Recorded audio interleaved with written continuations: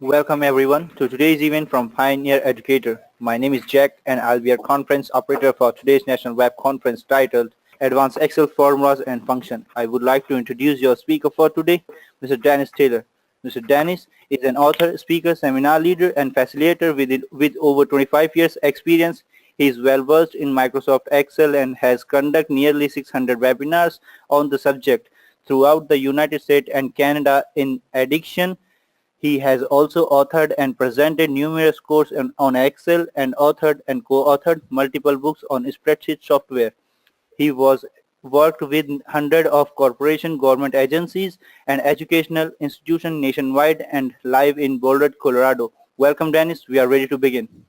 Thank you, and hello, everyone. We assume if you're watching today's webinar, you know something about formulas and functions. But there are certain formulas, certain functions that are pretty powerful and not as well known as some. In today's session, we'll be talking about some of them. We'll start off with a couple just tips and shortcuts that'll make your life easier as you work with formulas. Then we'll jump into some of the variations on VLOOKUP, some of the limitations. I'm assuming here, too, that probably most of you are familiar with VLOOKUP. We'll bring you some new angles on that and how to use it, but spend a bit more time on the match and index functions, how important those are, too.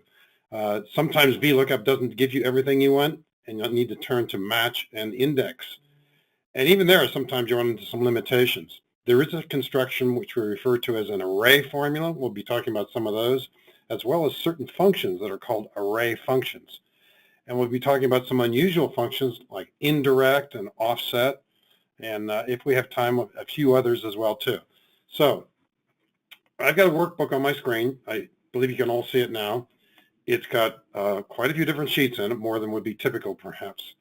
I'm using Excel 2016. If you're using Excel 2016 or 2013, the menu system is pretty much the same. The way you work with all the things we'll be talking about are all going to be the same. Even if you're using Excel 2010, things are going to be pretty much the same with all these functions. The one visual difference with Excel 2010 is that the menu system at the top of the screen probably displays a little bit differently.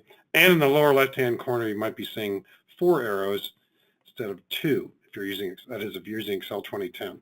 Now, just a pointer or two, when you do open a workbook,